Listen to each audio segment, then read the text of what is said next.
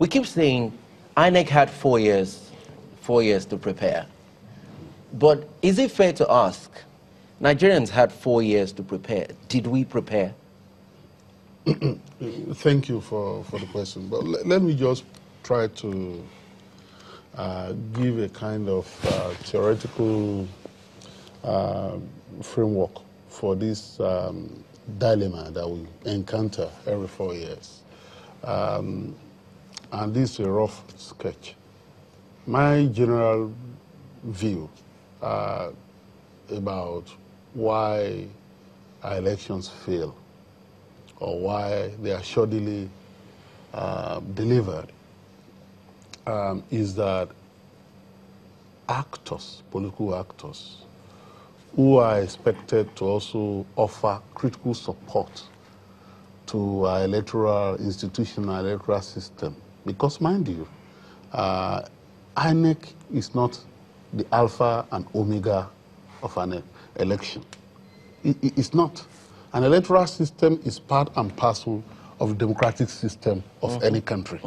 And so if we have problem with our democratic system, our political system, the likelihood is that we're going to have problem with our electoral system. So keep that in mind. The political actors who are supposed to offer critical support to our electoral body are principally concerned about power and not improving our democratic system and not enhancing our political system. And so if the process will translate to their power ascendancy, they are fulfilled. It's fulfilled its purpose for them. They don't realize that it goes beyond that. They don't even want to understand that once the electoral system works, it will add value to the democratic system. Because we're talking about political representation, we're talking about representative government. And there is no other way you can have that kind of representation other than through the electoral process, right? So, as long as they don't see the electoral system beyond an SPV helping them to get to power, we'll continue to have this problem. We have to preach that there should be a total... let me just break it down, offer examples. If a politician who is angling for power and who is ready to contaminate the process and use money to buy votes, understands that by so doing is corrupting the process, demeaning the electoral system, and undermining the democratic process. He won't do that. So he will bury his ambition because he knows that he's destroying a system. But they don't care about that. Insofar as they are able to attain their personal political objective, get to power, put their hands on the lever of power, and use that power largely for primitive accumulation. This has become a cliche now, but that's the truth. Primitive accumulation of capital, they are done. So, at the base, therefore, we will need to deal with that problem. Now, specifically on the electoral system, every 4 years, and I'm not happy about that. I'm not even happy that we're discussing this year. Because I say this often.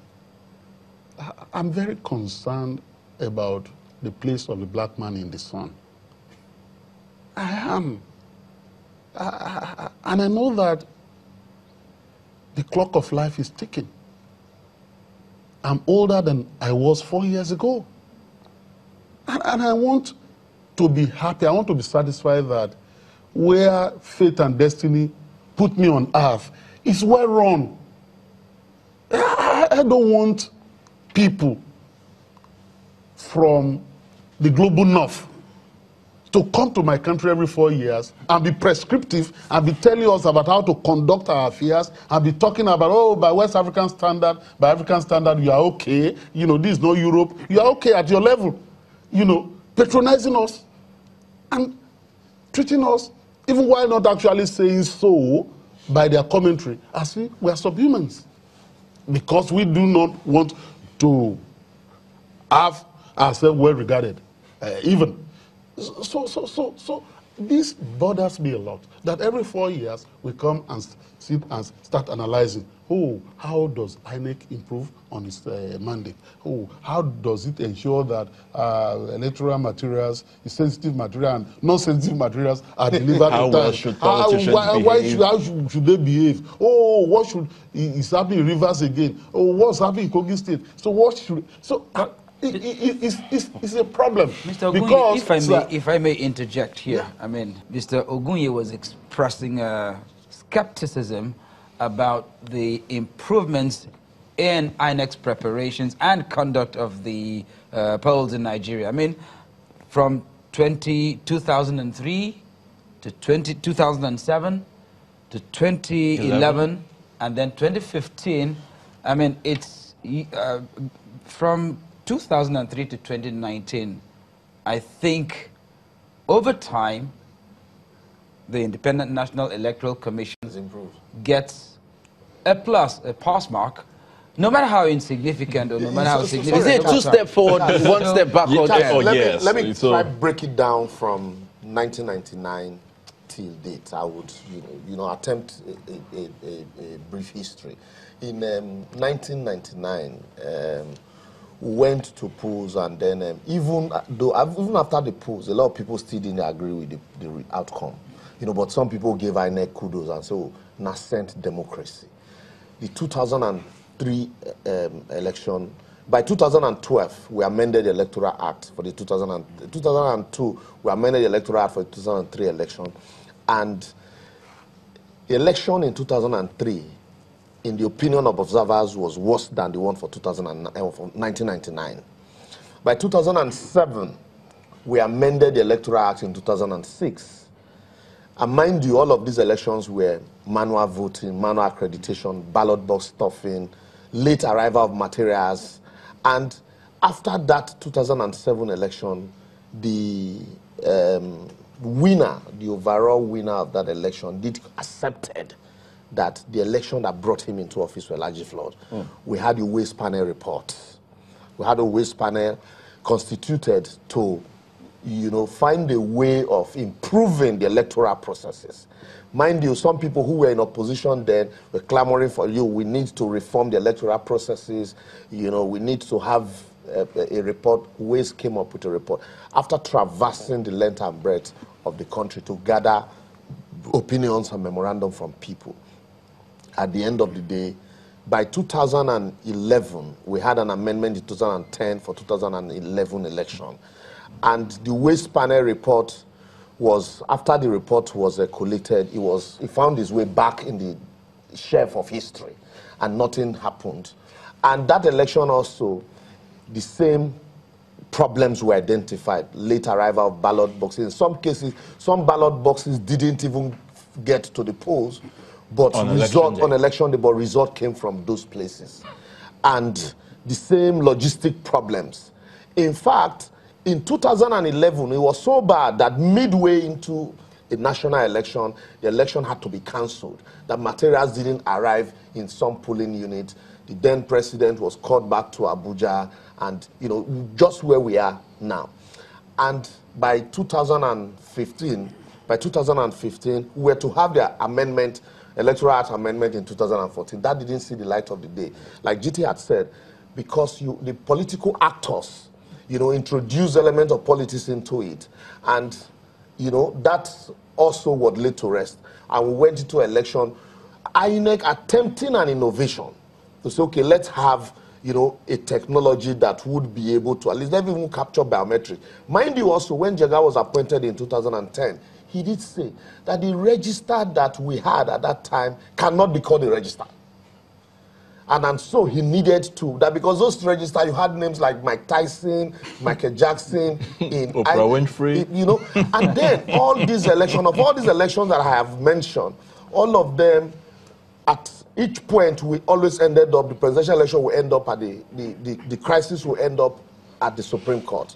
In one of such outcome, the Supreme Court identified that, you know, there were irregularities, but it wasn't substantial enough to nullify the election, even though a lot of us disagreed with that outcome. And then the 2015 election came because it produced a desired outcome.